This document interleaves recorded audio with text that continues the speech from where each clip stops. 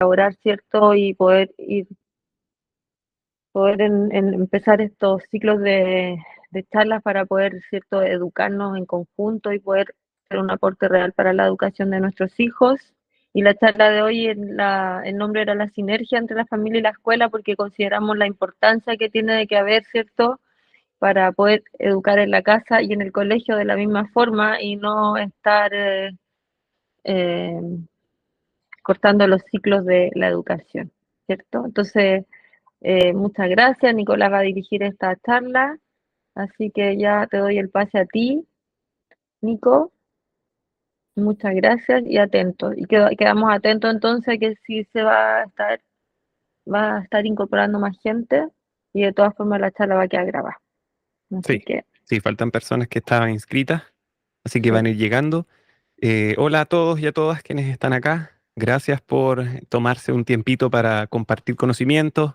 Vuelvo a repetir que la idea de este formato de actividad es justamente compartir nuestras vivencias, tratar de invitar a la mayor cantidad y mayor diversidad de personas que estén relacionadas con el mundo de la educación para justamente aportar a la comunidad educativa y que cada vez esa red de educación y de sanación se vaya esparciendo cada vez más, en este caso, a partir de este proyecto educativo Acuarela Montessori hacia el mundo. Y el día de hoy tenemos a un invitado quien nos va a conversar un poquitito sobre la sinergia familiar. Bien, él es Marco Zagal, quien está aquí con nosotros. Hola Marco, ¿cómo estás? Buenas noches. Hola Nico, buenas noches. Muchas gracias de nuevo por aceptar esta invitación, estar acá y tomarte un poquitito de tu tiempo para compartirnos tu experiencia y tus conocimientos. Antes de empezar, como habíamos conversado, me gustaría, si es que puedes tomarte un tiempo para contarnos un poquitito quién eres, cuál es tu experiencia, cuál es tu propósito actual, cuál es tu experiencia en el aula Montessori, en aulas que no son Montessori también, para que la gente un poco se ponga en contexto de quién eres. Perfecto, ni un problema. Por ahí comenzamos. Un saludo a todas las personas que están conectadas y que se van a ir conectando a lo largo de esta charla. Esta charla, Sinergia Educativa, cuando familia y escuela suman más que dos, tiene mucho que ver con mi experiencia como padre, como profesor y como investigador en esta relación que hay entre la neurociencia y la educación Montessori para aportar a una forma de educar que realmente responda a las necesidades del niño. Entonces, ¿qué pasa? Para mí fue muy sorprendente. En España, estoy radicado en España hace casi 20 años, me fui allá a realizar estudios doctorales, precisamente para vincular educación Montessori con neurociencia y de ahí desarrollar un modelo de formación que pueda ser transferible a cualquier contexto socioeducativo. Entonces, ¿qué pasa? Una cuestión que me sorprendió mucho es que al momento de comenzar a apoyar proyectos educativos, entre comillas, alternativos, es decir, que querían acercarse a una mirada más humana, que querían desarrollar una propuesta más humana, más cercana, más respetuosa con las necesidades de los niños, siempre había este conflicto entre, bueno, pero ¿por qué lo hacen así? ¿Por qué es tan raro lo que hacen? ¿Por qué mis hijos están jugando con barro mientras el hijo de mi vecina o de mi familiar ya se sabe la tabla de multiplicar hasta del 50 y además estoy pagando por una educación, entre comillas, alternativa que van a puro jugar? ¿Ya? Y luego llegan los hijos a casa y le preguntan a los papás, ¿y cómo te fue en el colegio? Bien. ¿Y qué hiciste? Jugar. Entonces como que empieza los papás a entrar en pánico que van a la escuela solo a jugar, versus el sistema tradicional donde aparentemente van a estudiar. Entonces comenzamos a observar que había una tensión entre lo que proponía la escuela y lo que querían las familias, a pesar de ambos estar muy dispuestos a acompañar de manera más humana, más respetuosa al niño. Comenzamos a ver que habían diferencias en cómo cada uno percibía la educación. Y aquí hay cuestiones que son como muy de base. Por un lado, está el tema neurocientífico, que es un área que me apasiona, un área que llevo muchos años investigando sobre cómo aprende el cerebro de un niño. Y aquí hay una cuestión que es de sentido común, para mí al menos, que es que la escuela, el profesor, el concepto de escuela, no tiene una preparación neurocientífica de base. De hecho, no hay ninguna universidad que prepare a profesores en una base mínima neurocientífica sobre cómo aprende el cerebro de un niño. Y cada uno de los profesionales es un profesional de la educación, de infantil, de primaria y de secundaria, ha tenido una formación de base pedagógica, de psicología del aprendizaje, y a pesar de tener una formación de base, el concepto de aprendizaje escolar es distinto para cada profesor. Cada profesor lo ve de una manera. Cada profesor ve de manera distinta lo que es memorizar, lo que es un aprendizaje significativo, lo ven de manera diferente. Entonces, cuando esto pasa, tú te das cuenta, wow, si entre los profesores que se supone tienen una preparación pedagógica, académica, para acompañar procesos de aprendizaje, ya hay diferencias sobre qué se entiende por aprendizaje humano, cuanto más en las familias que no tienen muchas veces ninguna preparación en campo de la psicología y muchísimo menos en una aproximación hacia el aprendizaje del cerebro, de cómo funciona el cerebro. Por tanto, comenzamos a ver que había una pugna.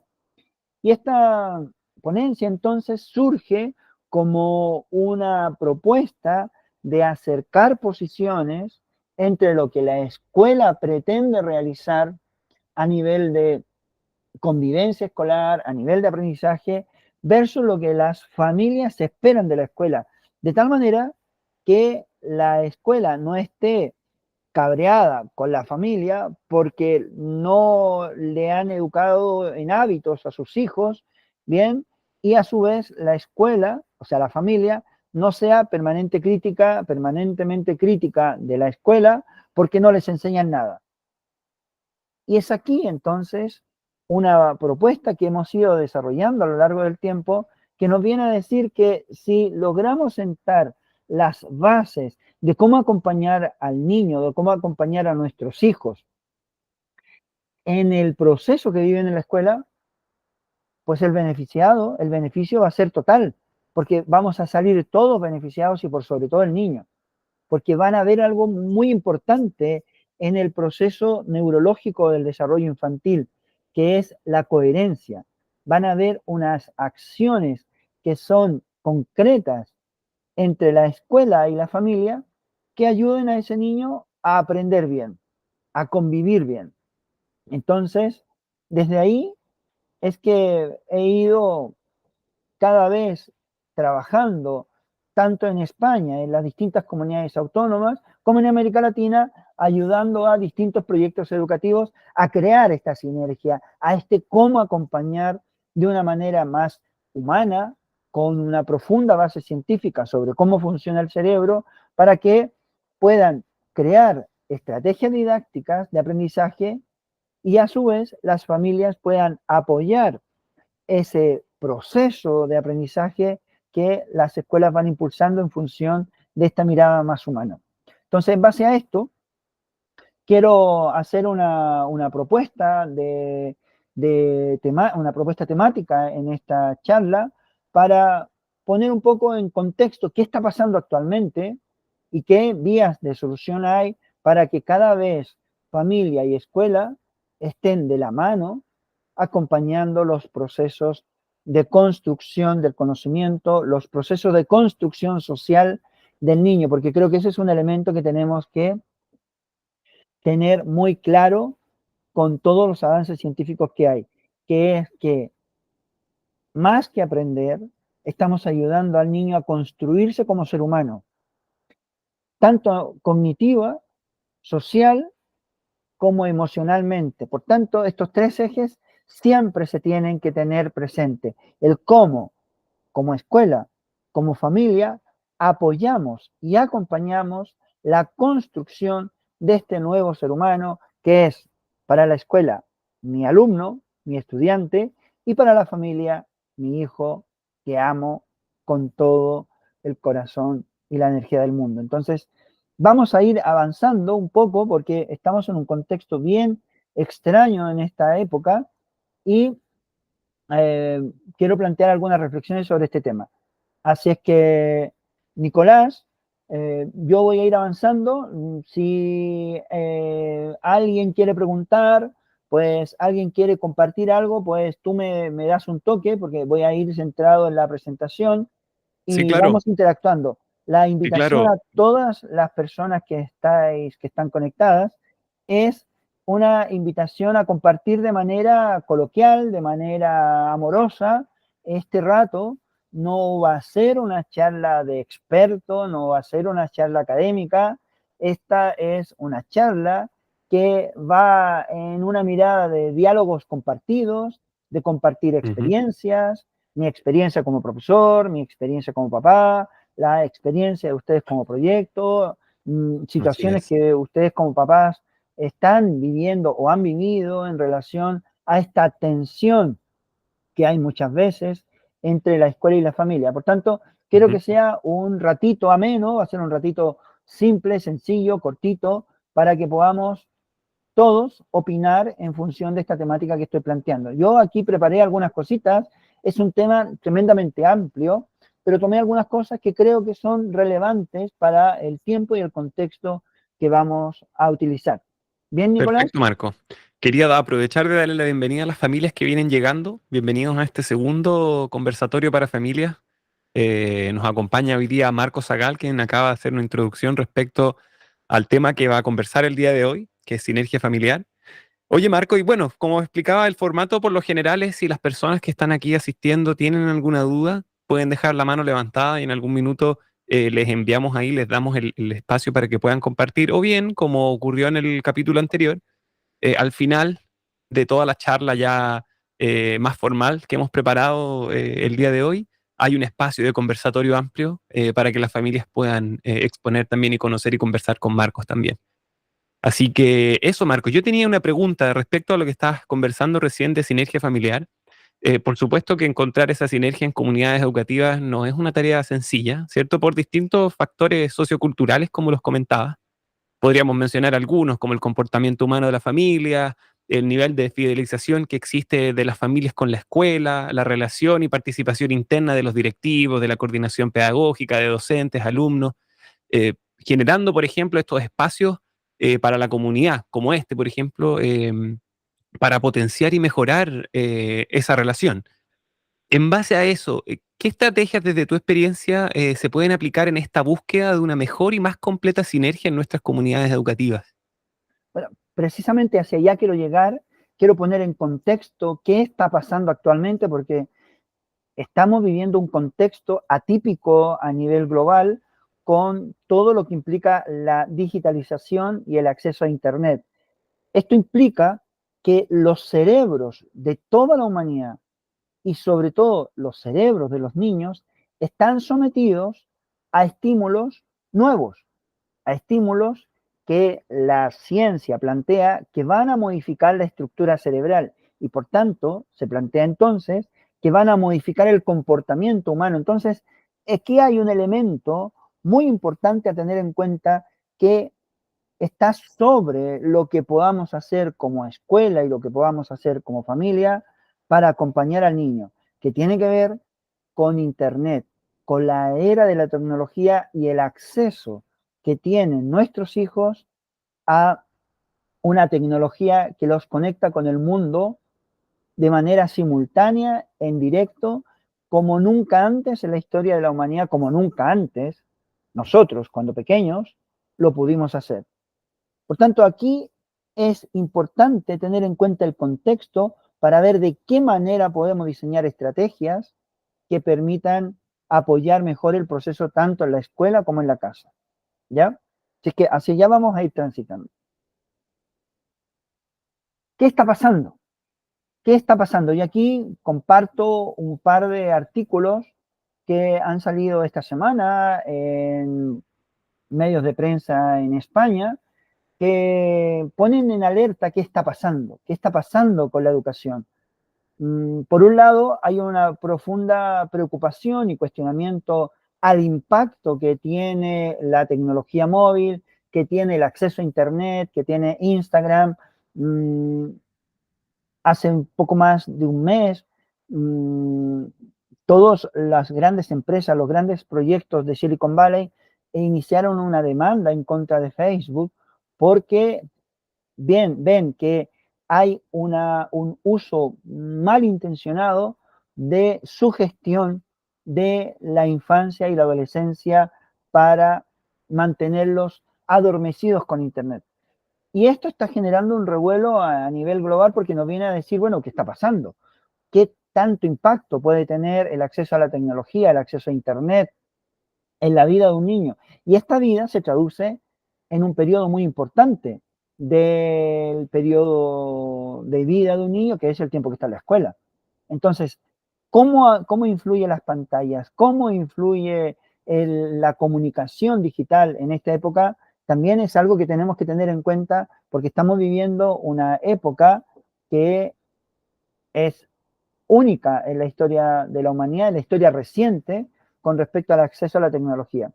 Y por otra parte, está la persistencia de los mitos que existen tanto en la escuela y en las familias con respecto a cómo aprende el cerebro. Aquí hay estudios de muchos años sobre la percepción que tienen los maestros, que tienen los padres, sobre lo que es memoria, sobre lo que es aprendizaje.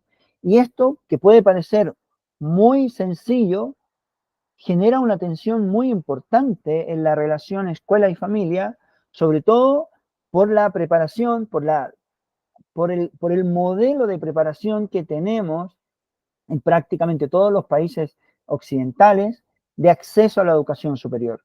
Las expectativas y la presión a la que están sometidos nuestros hijos desde muy temprana edad para que entren a la universidad.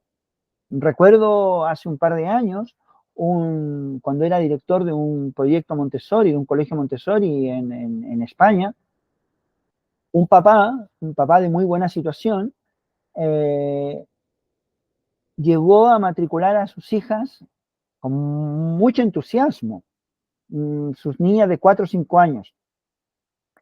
Y a pesar de que él estaba muy contento con la filosofía Montessori, que le llegaban muy buenas recomendaciones y él lo iba a hacer, habló conmigo y se confesó y me dijo, pues Marco, mira, me encanta lo que hacen, me encanta la educación que ofrecen, pero ¿esta educación sirve para que mi hija entre a la universidad? Ese es otro mito que hay con respecto a los colegios Montessori. Pues la educación Montessori sirve para entrar a la universidad, sirve para que los niños lleguen lejos en la vida.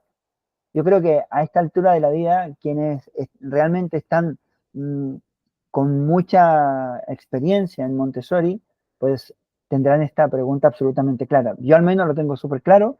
Tengo 4 hijos, los 4 se han educado en Montessori desde pequeño y han vivido toda la transición de pasar de escuelas Montessori en infantil a colegios tradicionales en la educación primaria y secundaria, a volver luego a Montessori y luego tener que salir para ya acabar el proceso de bachillerato en un formato absolutamente tradicional. Entonces aquí hay un elemento que a familia y escuela nos une. Y este es el primer elemento que quiero poner sobre la mesa, que es el desarrollo de la autonomía. Un aspecto clave en que tenemos que ponernos de acuerdo, familia y escuela, es qué entendemos por autonomía y cómo vamos a ayudar a nuestros hijos a ser autónomos. Y esto no tiene que ver con una cuestión de receta, esto tiene que ver con el proceso de maduración cerebral del cerebro de nuestros niños, de nuestros hijos. Porque durante los 10 primeros años de vida, nuestros hijos, nuestros estudiantes, están a nivel de evolución del cerebro en un proceso de desarrollo del pensamiento concreto. Y el pensamiento concreto pasa, y por eso es tan reconocida la educación Montessori a nivel internacional, pasa por una cuestión del sentido táctil, de lo sensorial, de toda actividad sensorial. Y aquí voy a añadir un elemento que de pronto se separa de lo que es la actividad sensorial, que es la movilidad. Es una actividad sensoriomotriz. Y esa es otra, aquí no me voy a meter en este tema, pero sí dejo planteada, sobre todo a usted, Nicolás, que son un proyecto Montessori, el profundo error que veo en muchos proyectos Montessori de separar lo que es vida práctica de sensorial, porque son una unidad. Y aquí tenemos que ir a la idea original de la educación Montessori, que es un modelo holístico, un modelo que integra todo el proceso de vida de un niño en un ambiente preparado. Y por tanto, aquí un matiz con crear rincones para una cosa, rincones para otro, si no somos capaces de ver la conexión que hay entre todas estas áreas curriculares con respecto a una sola cosa, que es el desarrollo de la autonomía. Y la autonomía tiene a su vez tres vertientes. Una es autonomía social, es decir, que el niño se sepa relacionar y comunicar con su entorno. Otra es autonomía emocional, en que el niño sepa expresar lo que siente en el momento correcto y de la forma correcta. Y otra es autonomía cognitiva, que se traduce en algo súper sencillo, en ayudar al niño a que se sienta capaz. Si hay algo que a mí me ha fascinado de la educación Montessori en los tiempos que estuve trabajando acá en Chile, es el concepto de inteligencia, el concepto tan bonito que hay, al menos en los proyectos Montessori que trabajé, con respecto a que en un ambiente preparado no hay niños ni inteligentes superdotados, ni hay niños, entre comillas, retrasados mentales. Hay niños diferentes. Hay niños con diferentes formas de aprender. Y esto es tan elemental para romper con los mitos que hay sobre el aprendizaje humano, que a los adultos, a padres y profesores, nos tiene que invitar a tener la humildad permanente de acompañar a los niños en sus necesidades reales, no en lo que nosotros como adultos creamos que necesitan en términos curriculares. Por tanto, aquí viene todo un trabajo de responsabilidad del adulto para saber acompañar al niño y no terminar culpando al niño ni estigmatizando de por qué el niño aprende o hace una cosa u otra. Este es un elemento muy importante. Entonces, en resumen, ¿qué está pasando actualmente en la sociedad actual? Estamos frente a una sociedad de niños que son menos felices que en épocas anteriores. Es decir, y esto es muy paradójico, esta generación Z que se conoce es la generación que mejores condiciones de vida ha tenido de toda la humanidad. Sin embargo, son la generación más infeliz. Todos los días salen casos de problemas que hay con la adolescencia, con la infancia, sobre depresión, sobre suicidio. ¿Ya? El índice de suicidio ha aumentado en un orden del 30% en los últimos 10 años. ¿Y esto qué significa? ¿Qué está pasando? Pues está pasando que hay una conexión con el mundo que es digital. Y esta conexión digital algo está generando a nivel del funcionamiento del cerebro que está haciendo que esta generación sea menos feliz. Y esto lo voy a desarrollar más adelante, pero aquí hay un problema. Estamos frente a una generación que quiere la inmediatez, Y aquí hay un elemento que aparece desde el campo de la neurociencia, que es la intoxicación por dopamina, que es la satisfacción instantánea de conseguir placer rápidamente por algo que has hecho.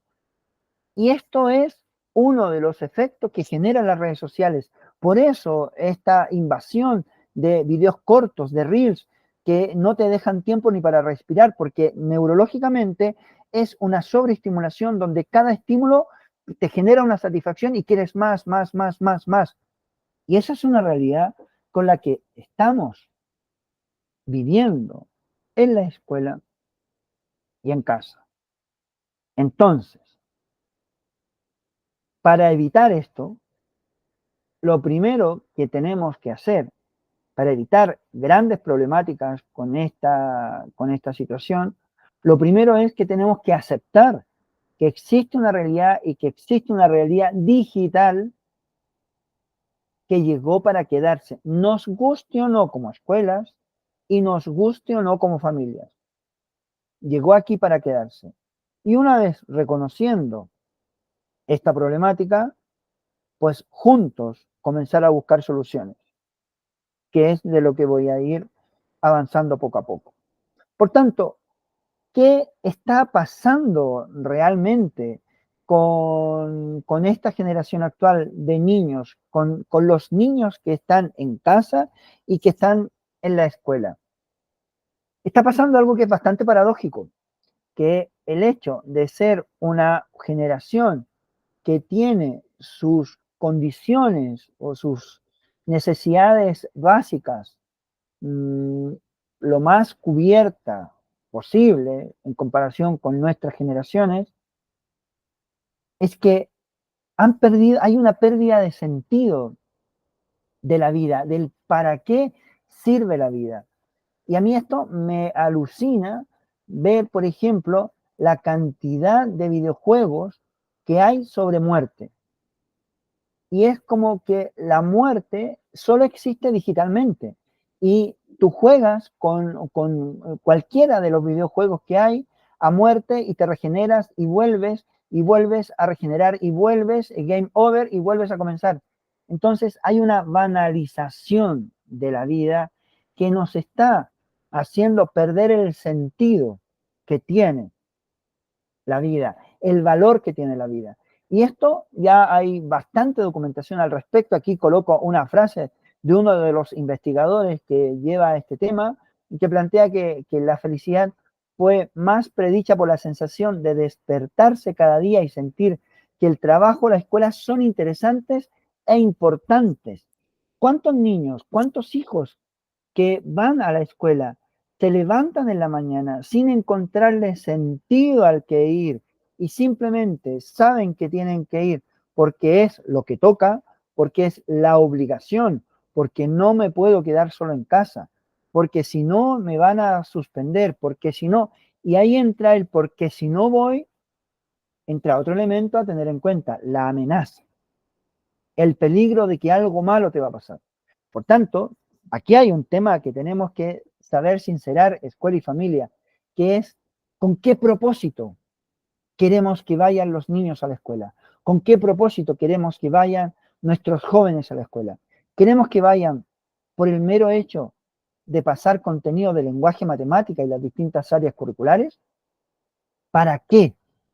Y ese es uno de los grandes problemas que estamos enfrentando hoy en día en los distintos sistemas educativos, públicos, privados, concertados, montessorianos o no montessorianos, baldos o no baldos, de aquí o de allá, que es con qué sentido invitamos a nuestros niños a vivir la escuela. ¿Con qué sentido, con qué propósito, como padres, invitamos a nuestros hijos a vivir la escuela?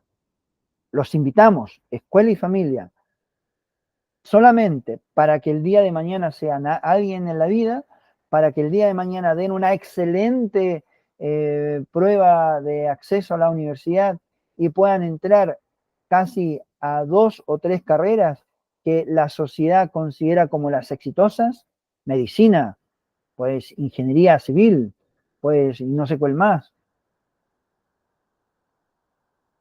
Este es un tema que nos convoca a familia y escuela. El para qué estamos llevando, para qué estamos invitando a los niños a la escuela. Y esto es algo, por tanto, que tiene que ver con el sentido de la felicidad. ¿Cuál es el sentido de la felicidad actual en esta generación? ¿Cuál es el sentido actual en estos tiempos? Y aquí aparece un elemento que a escuela y familia nos tiene que convocar, que es el alto nivel de exigencia. Me ha tocado observar, y lamentablemente quiero ser muy honesto con esto, que seas una escuela Montessori no te libra de la exigencia. Conozco escuelas Montessori en América Latina y en España que tienen pruebas de acceso, tienen pruebas de selección, y la práctica pedagógica está centrada en alcanzar altos niveles de excelencia, porque a su vez las escuelas también son medidas en función de los logros que consiguen, porque a su vez con mejores logros son más visibles y pueden conseguir más matrículas. Entonces, estamos frente a un círculo vicioso. ¿Y cómo podemos convertir este círculo vicioso en un círculo virtuoso? Y uno de los elementos que aquí aparece es el alto nivel de exigencia, el para qué.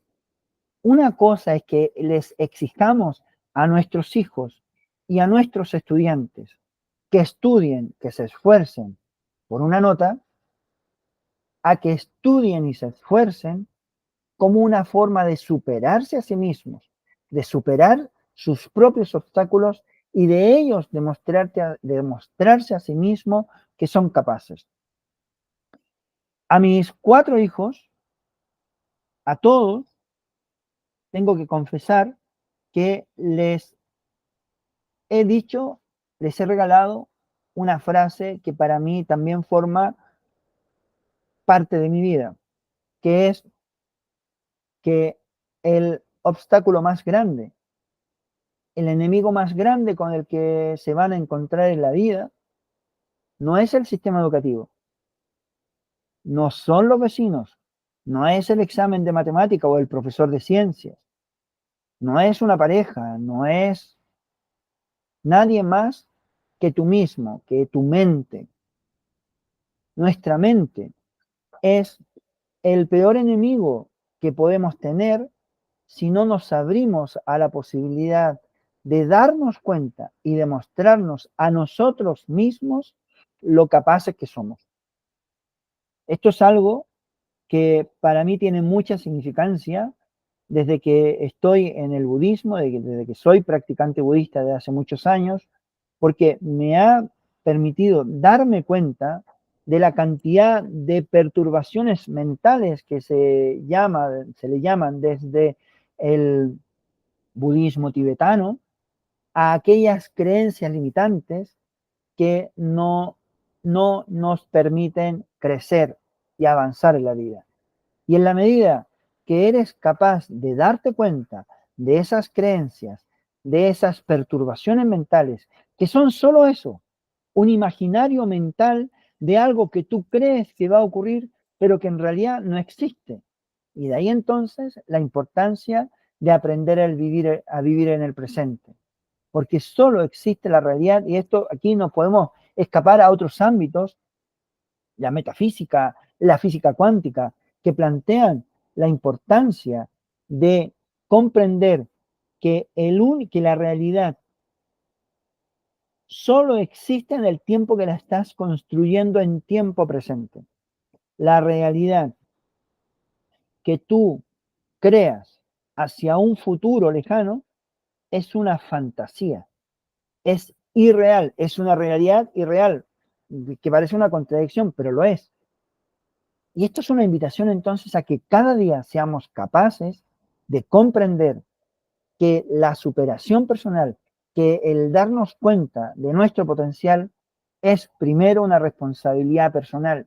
Y ahí entonces es donde escuela y familia tienen un tremendo rol, una tremenda importancia en estos 10, 12 años de evolución del ser humano, de evolución de los cerebros de nuestros niños, para poder inyectarles esa idea de que son capaces, de que superan obstáculos, de que ellos son capaces de superar los obstáculos que se les presenten en la vida y que tú como papá, que tú como mamá, que tú como maestro vas a estar ahí para apoyarlo. Fíjate lo que digo, para apoyarlo, no para criticarlo, ni para meter el dedo en la llaga cuando algo sale mal, sino para apoyar y ayudar a tu hijo, a tu estudiante, a descubrir sus talentos.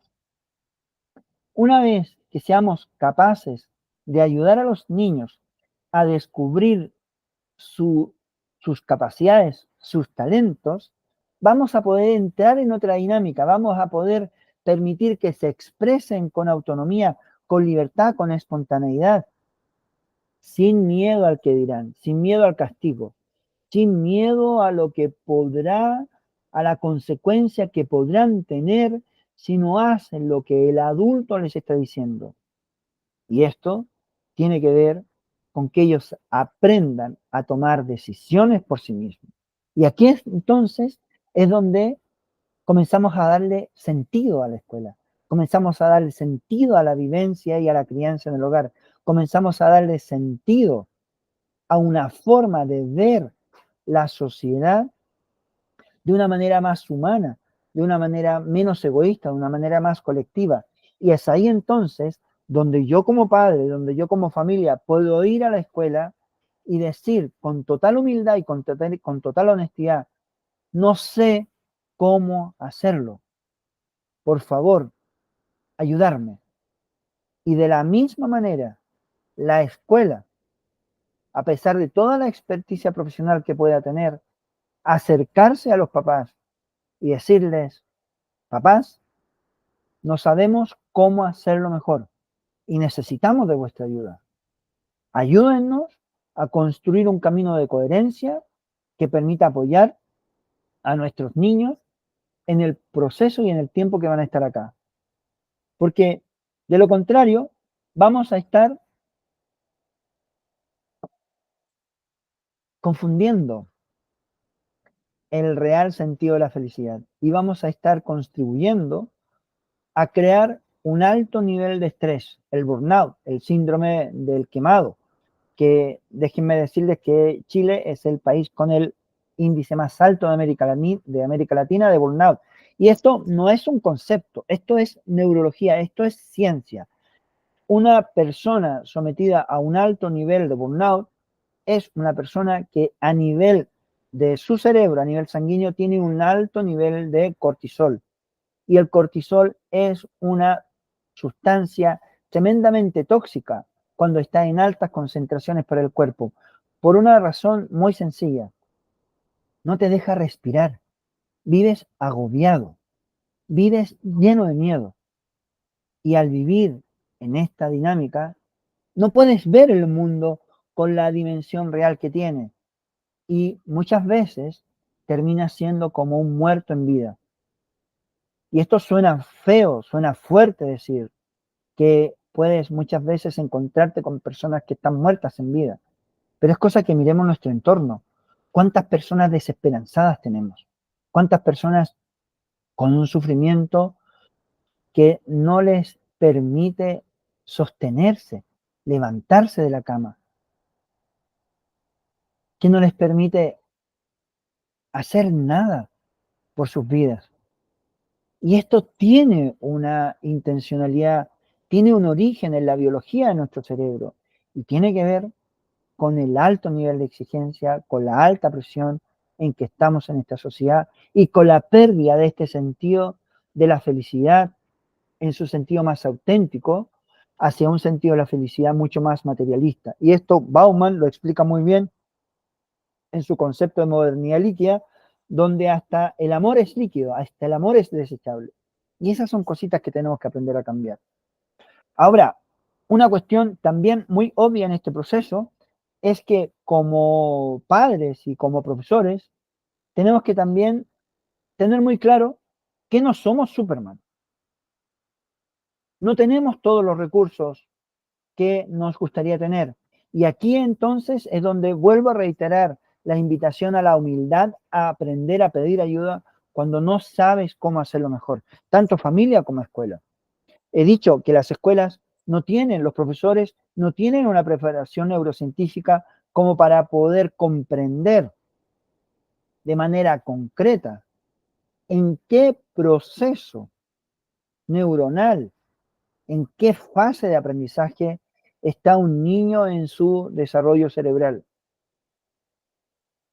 Y por otra parte, la escuela, o sea, los padres, pueden amar a sus hijos con devoción, con pasión, pero esto también puede llevar y puede inducir a que ese amor caiga en la sobreprotección.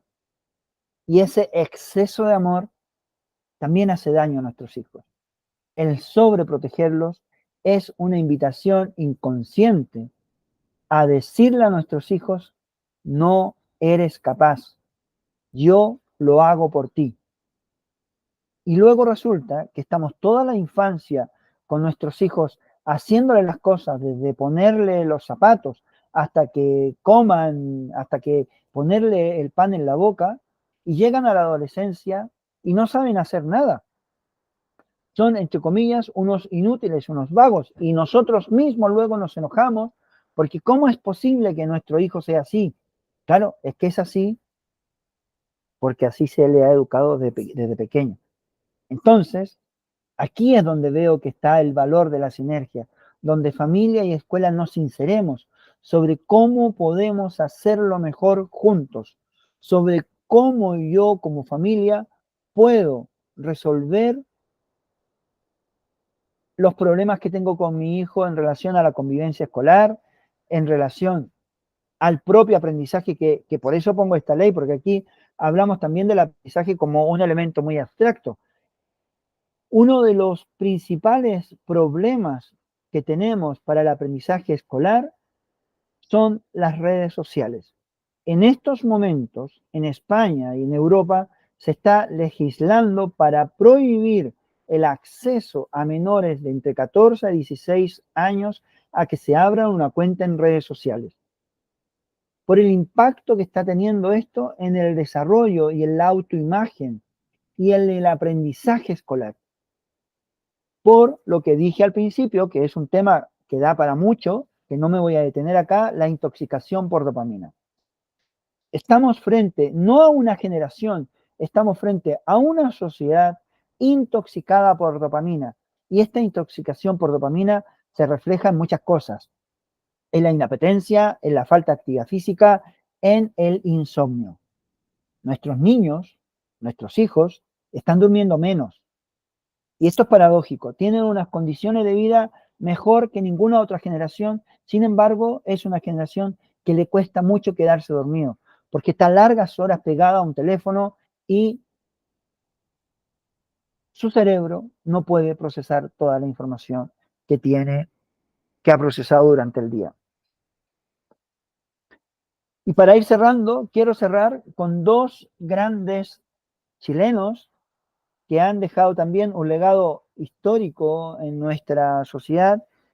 Uno es Humberto Maturana, que tiene esta frase que yo invito a reflexionar sobre el sufrimiento del hambre, el sufrimiento del hombre, perdón, no se debe a la falta de certidumbres, sino a la de la confianza. Hemos perdido la confianza en el mundo. Y como perdimos la confianza, queremos control. Y como queremos control, queremos certidumbres. Y como queremos certidumbres, no reflexionamos. Y por otro lado, tenemos al gran maestro Claudio Naranjo, con quien tuve la gran oportunidad de ser uno de sus colaboradores en España, en Barcelona, que para mí tiene una frase de oro que refleja buena parte de los problemas que tiene la sociedad actual, la sociedad educativa. El déficit de atención es una sabia respuesta de los niños al sistema educativo actual. Y este es un tema para largo, el déficit de atención, las necesidades educativas especiales, porque uno de los grandes problemas, es uno de los grandes problemas que tiene la sociedad actual, la dificultad para que nuestros niños aprendan. Pero a su vez, los niños frente a un régimen de escuela carcelario que describe Claudio Naranjo, donde los niños tienen que estar sentados largas horas, donde los niños tienen que estar inmovilizados largas horas, donde los niños tienen que estar subordinados a la voz y a la autoridad de un adulto, no por cariño, sino por miedo muchas veces, es que el niño naturalmente, desde un punto de vista biológico, genera reacciones y genera mecanismos de defensa que le hacen estar más irritable en este espacio cerrado y en estas condiciones en que muchas veces muchas escuelas someten a los niños, tanto de infantil como primaria y secundaria. Por último, ¿cómo? ¿Cómo hacer? ¿Cómo hacer escuela y familia para acompañarse mejor? Hay una frase que me encanta, que es de David Kahn, que es cautivar y no imponer el aprendizaje. Eso debiera ser una norma en todas las escuelas del mundo, sean montessorianas o no. David Kahn es el que fundó la escuela de secundaria Hershey en Norteamérica y en una ponencia le escuché decir esta frase en Girona, en Barcelona. Cautivar y no imponer el aprendizaje explicaba el sentido que tiene un ambiente preparado, que no es otro que cautivar a los niños con el deseo de aprender.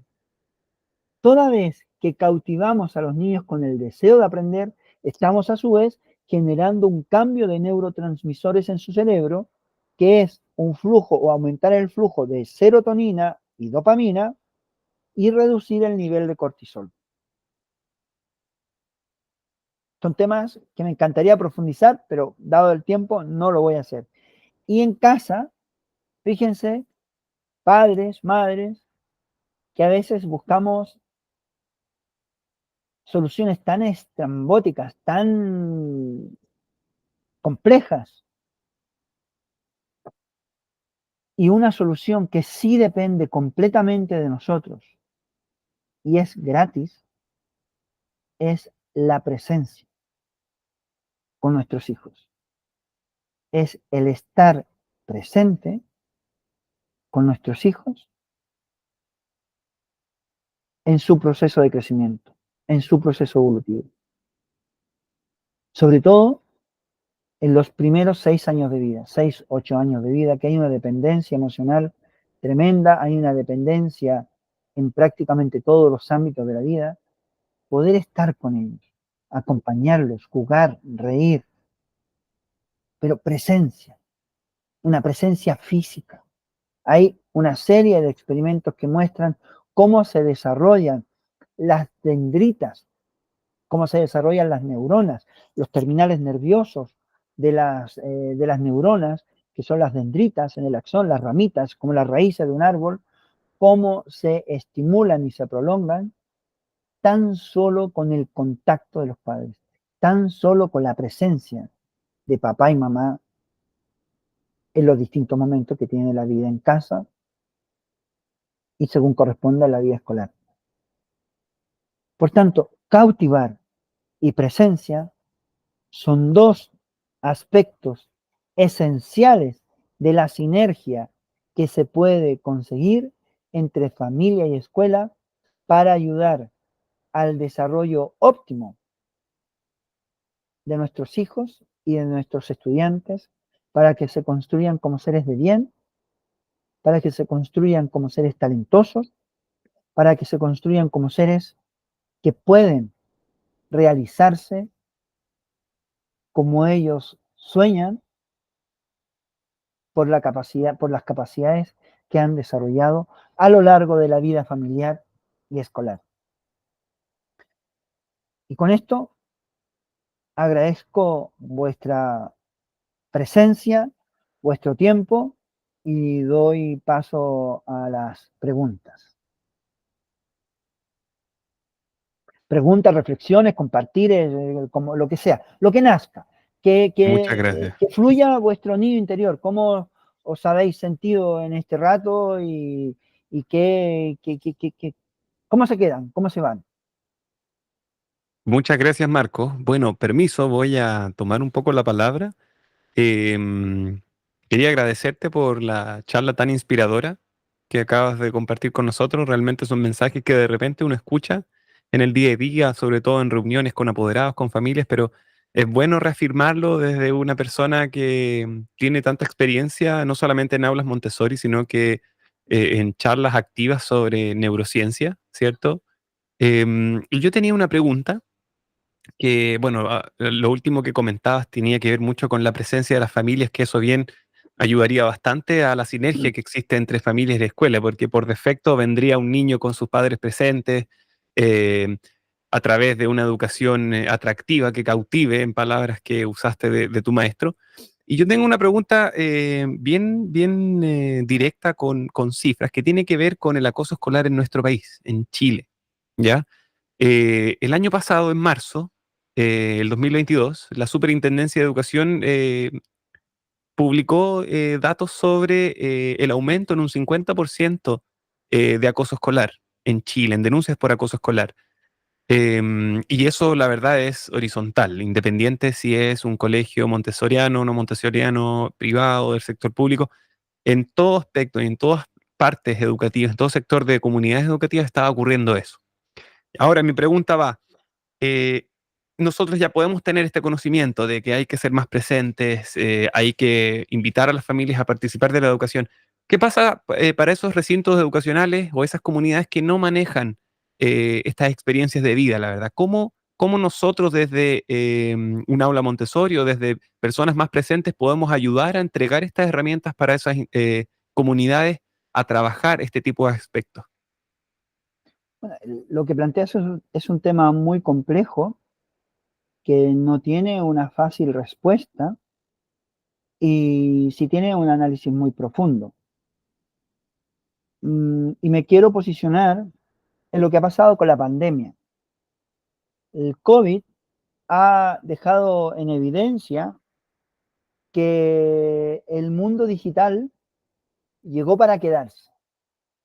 De hecho, en términos de empresa, en términos de automatización de empresa, a pesar que todo el mundo empresarial, todo el sistema de negocio, todo el sistema financiero iba cada vez avanzando a paso rápido hacia la digitalización, el hecho que haya llegado una pandemia como llegó, obligó a todas las instituciones del mundo, a todas las empresas grandes y pequeñas, a digitalizarse a una velocidad nunca antes vista.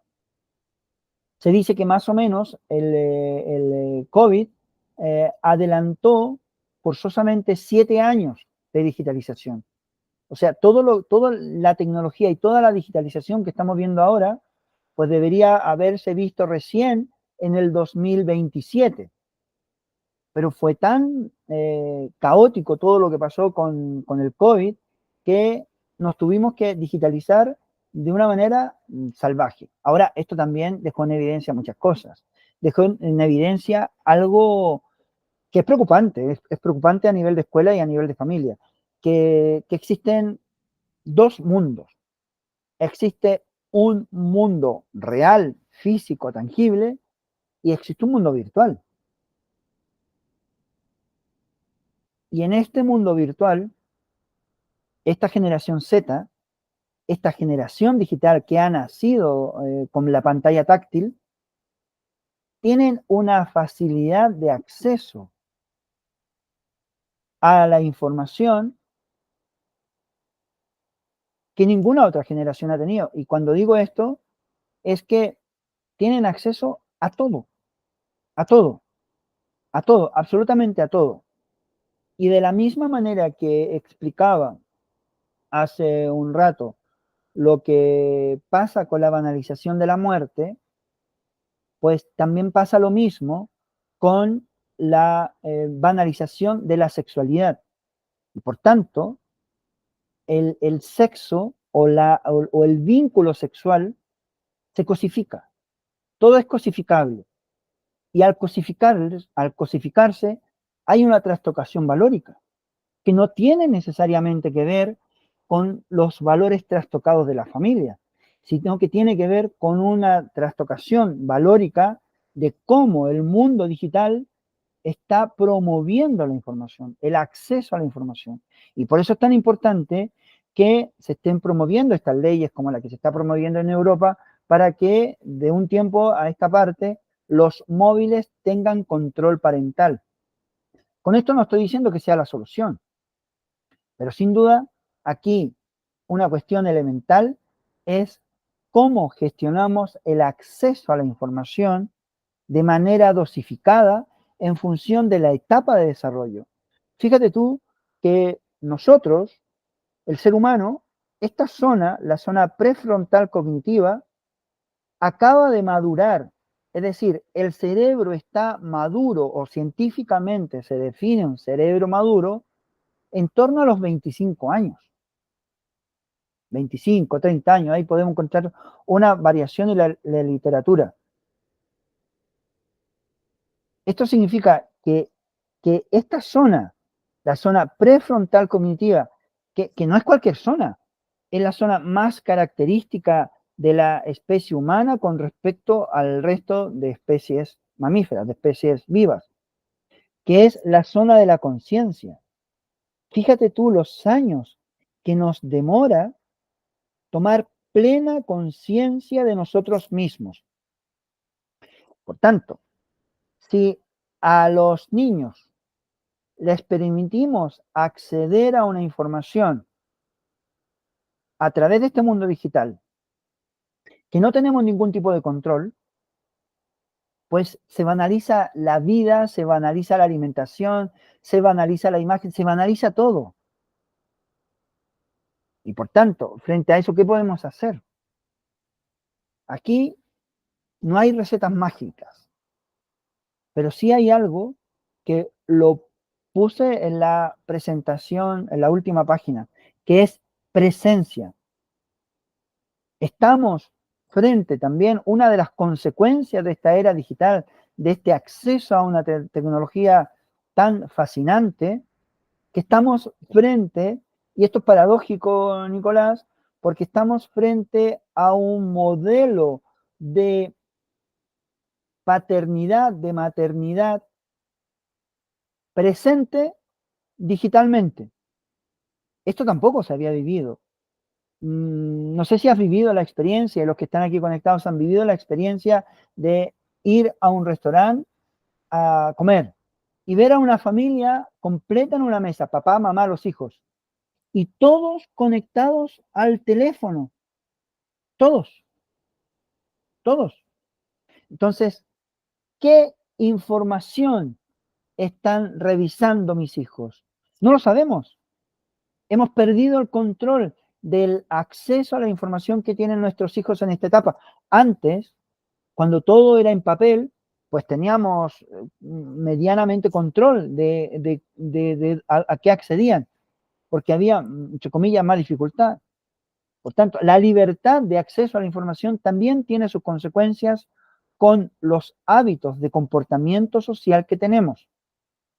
Ahora, ¿qué podemos hacer? Yo lo insisto, aunque aquí no hay receta mágica, sí creo que una cuestión que debe cambiar en la interacción social entre personas y sobre todo entre núcleos familiares es la presencia. La presencia. La presencia con nuestros hijos sobre lo que necesitan realmente para vivir la vida, lo que necesitan como una necesidad real de aquella necesidad que es más accesorio. Te cuento que uno de mis hijos se aburrió de los teléfonos con pantalla táctil.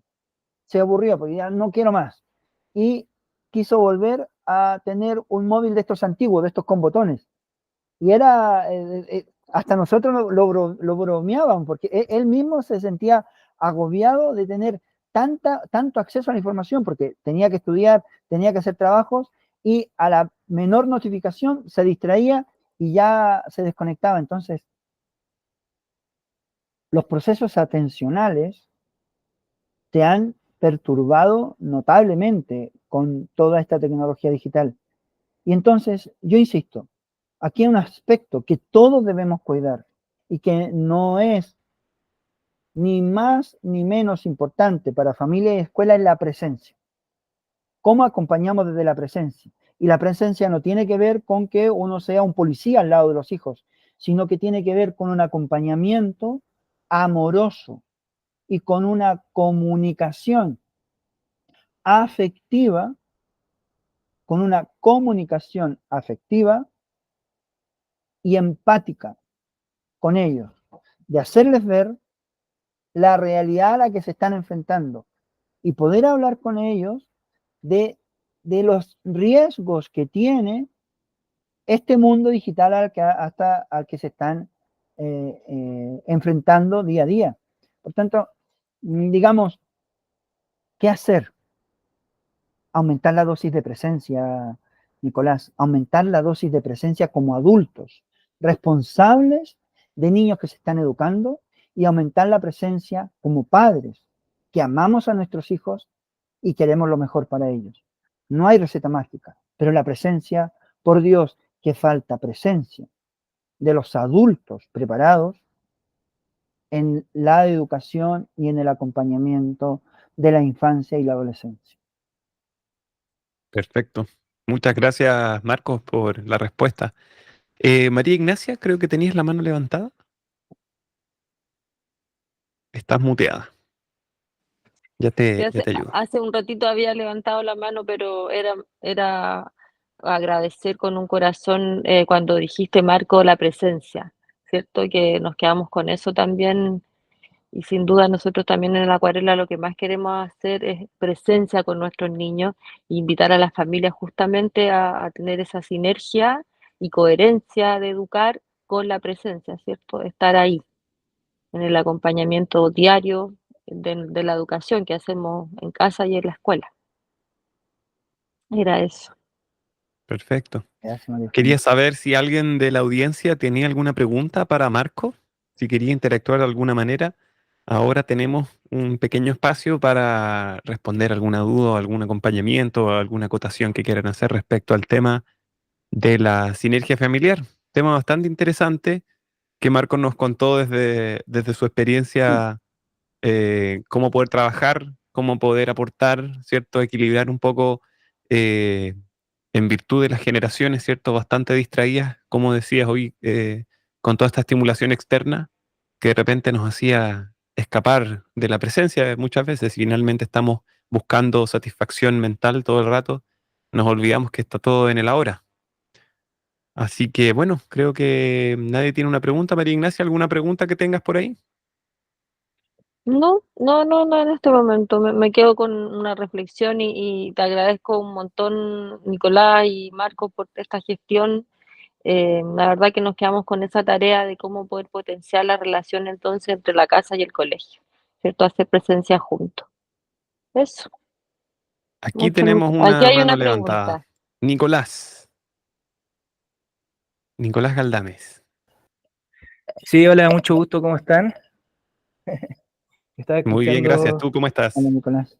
muy bien, acá estamos presentes el día de hoy. Muchas gracias por la invitación.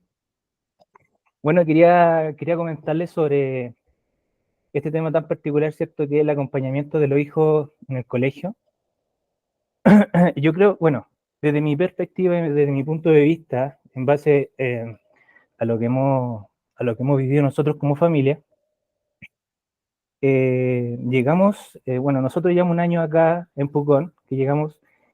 Y también el Diego, que su primera vez que está en este colegio en el Acuarela.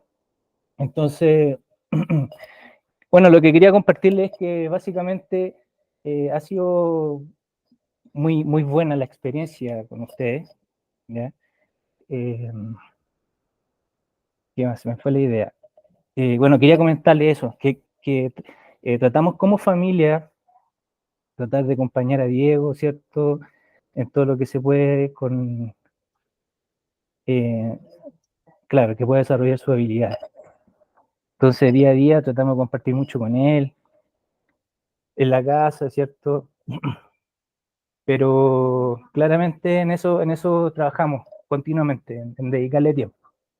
Antiguamente, claro, Diego estaba en un colegio de educación tradicional y era un poco más complicado por los tiempos, ¿cierto? En los otros colegios muchas veces no se dan estas instancias.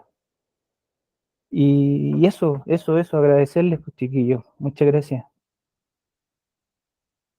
Gracias a ti, Nico, por venir Gracias, y Nicolás. felicidades, porque a Diego se nota en Diego ese acompañamiento que dices, así que muy buen trabajo. Gracias. Tratamos de hacer lo mejor Mira, que podemos.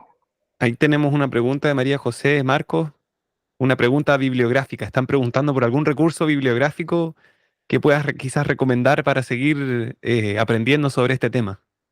Sí, mira, voy a recomendar un libro que me encantó porque me sorprendió, que es el siguiente. ¿Ya? El libro se llama Felicidad, en búsqueda de la felicidad. ¿Ya? Es un libro que, mira, a ver, voy a ponerlo aquí.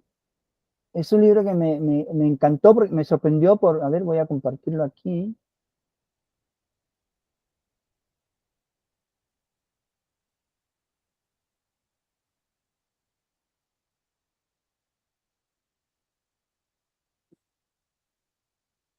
A ver, un segundo.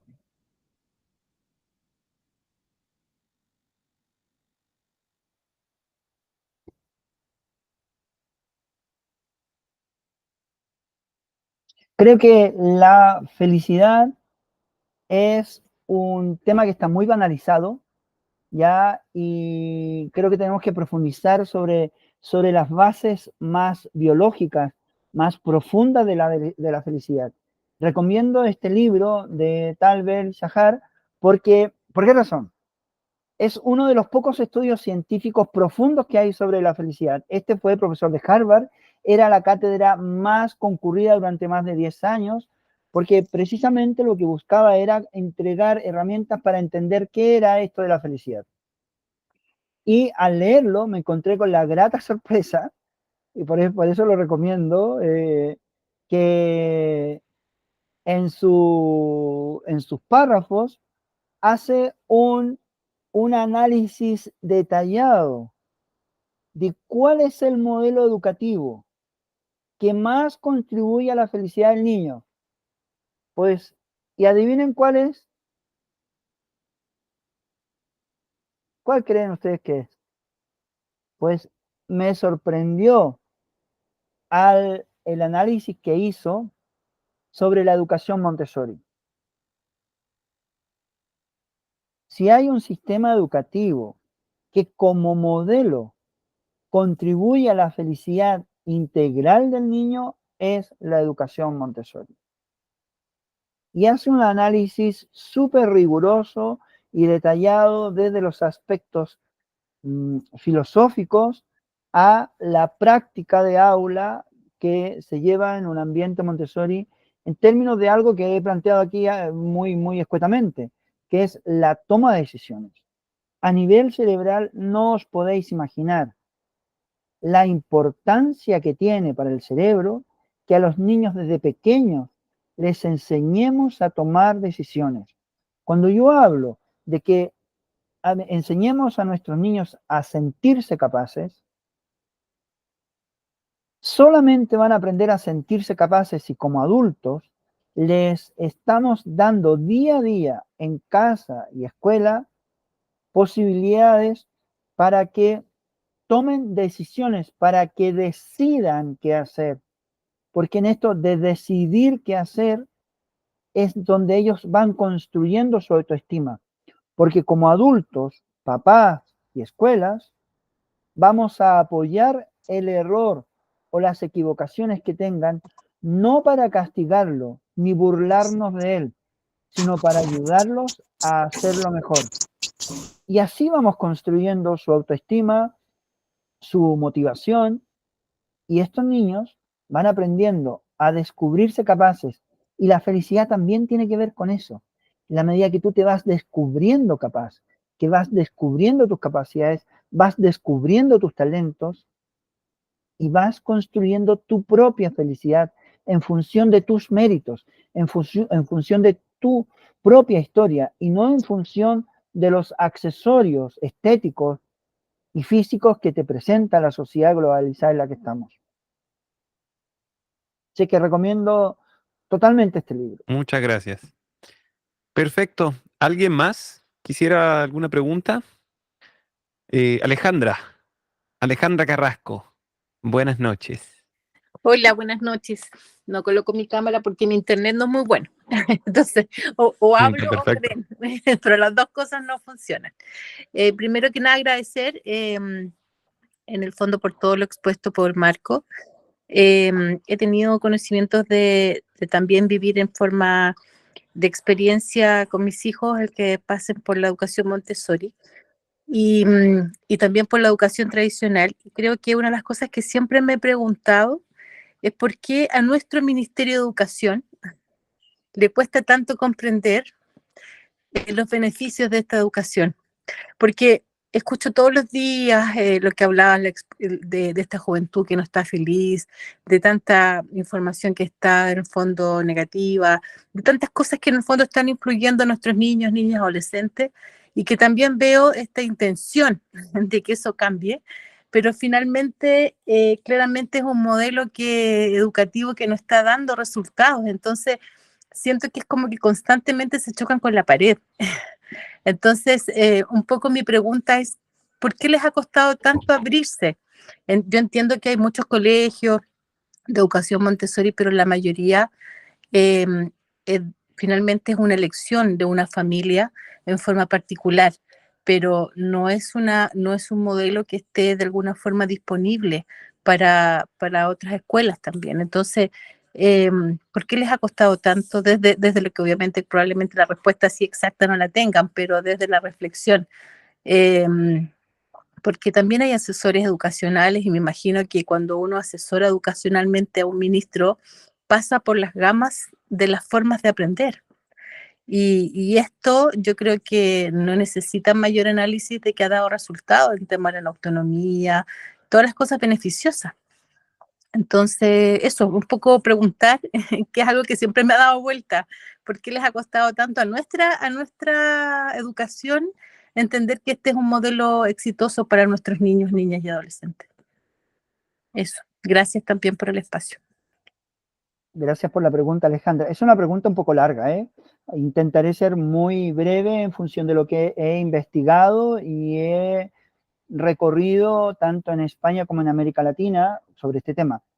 En mi experiencia personal, y quiero marcarlo desde ahí, yo trabajé Montessori en un colegio para gente rica, ¿vale? Un colegio en una zona pija, como dicen en España.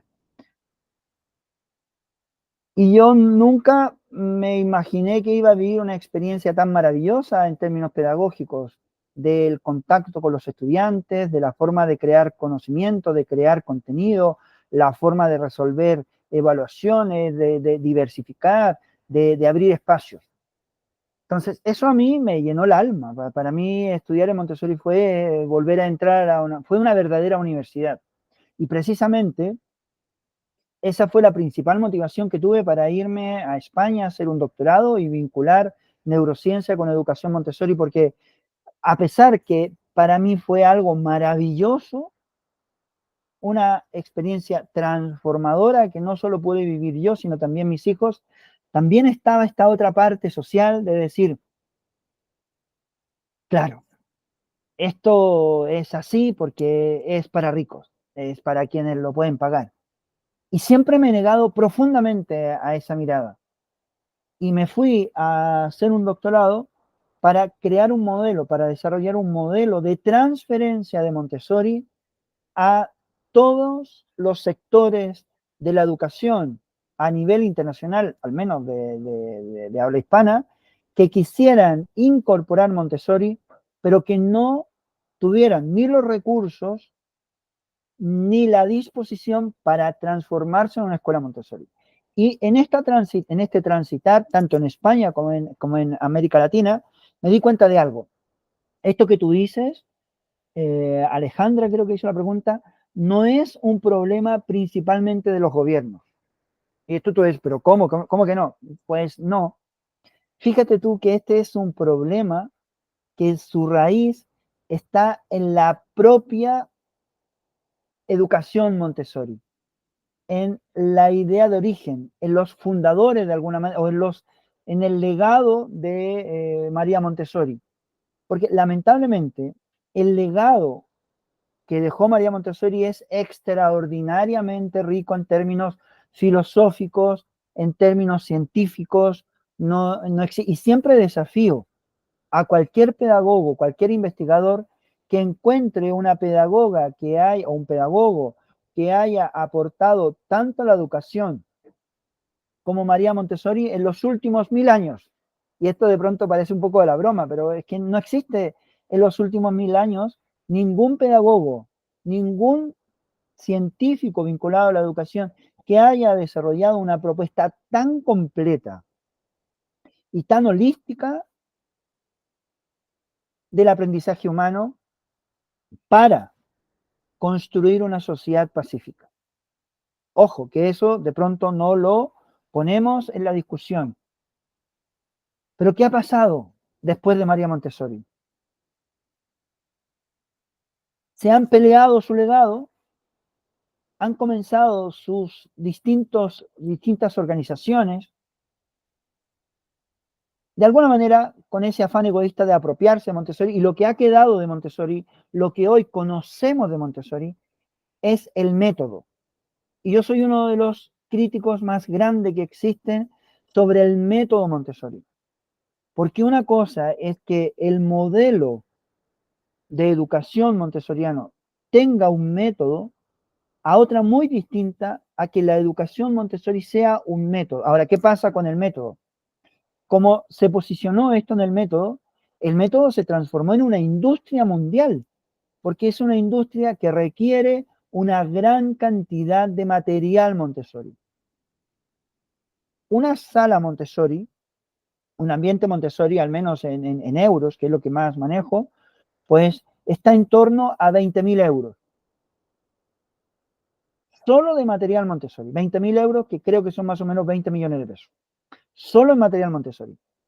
Pues si tú vas a un ministerio, y he tenido reuniones con ministros de educación, con asesores en distintos países, con universidades aquí en Chile, si tú vas y planteas que para implementar Montessori necesitas hacer una inversión de más o menos 20 millones de pesos solo en mobiliario, en material Montessori, pues inmediatamente te dicen, pues no, esto no es viable.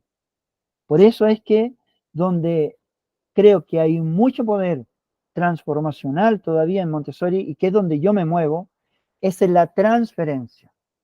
¿Qué aspectos de Montessori podemos transferir a los distintos sistemas educativos para que puedan humanizar la educación? Porque ese es el tema de fondo, humanizar la educación, no montesorizar la educación.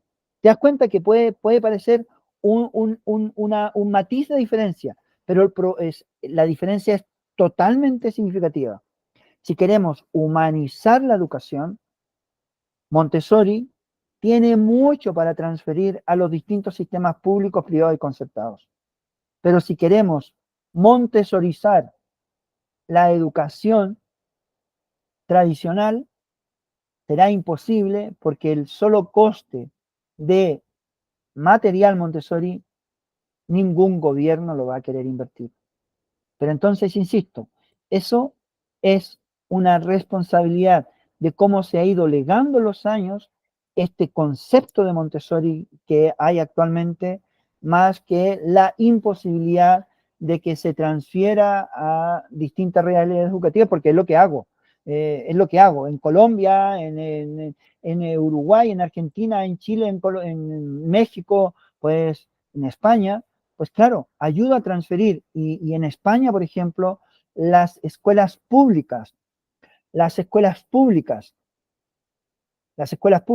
mejores escuelas públicas de España están en Barcelona, y son todas escuelas que se han reconvertido desde aquellas ideas esenciales de Montessori para crear ambientes de aprendizaje que respondan a las necesidades del niño sin tener que estar haciendo una gran inversión de material Montessori, sino que mucho del material Montessori lo pueden fabricar las propias escuelas, con los niños, con las familias.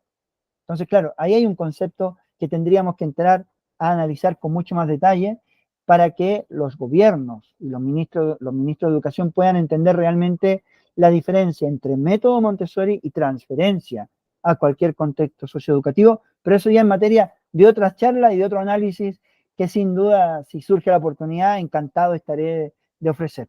¿Bien? Oye, bueno, y justamente gracias por la pregunta, porque justamente da el pase para nuestra próxima charla, que va a ser de una mujer invitada que al parecer encontró esa solución. Cómo poder aplicar el método Montessori al sistema público de manera gratuita.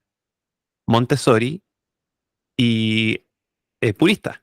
Ah, mira, qué bien. Purista, sí.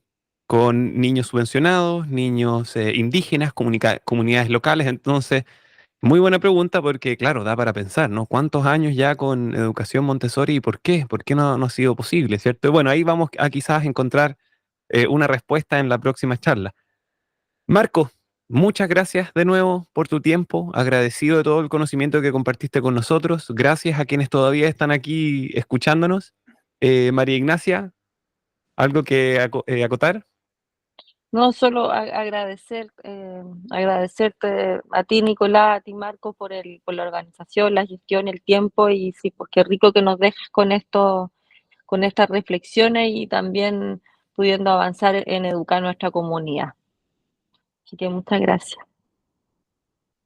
Así que, bueno, que tengan hermosa noche. Nos vemos en una tercera versión de este conversatorio familiar. Que descansen y bueno, será hasta la próxima, Marco. Nosotros seguimos en contacto. Estamos en Pucón. Cuando quieras venir a visitarnos, las puertas están abiertas y seguimos conversando por interno. Absolutamente. Aquí estoy Muchas totalmente gracias. disponible. Un Perfecto. abrazo. Muchas gracias Saludos a todos. a todos y a todas. Que Chao, descansen. chao. Adiós. Ya, hasta luego. Adiós.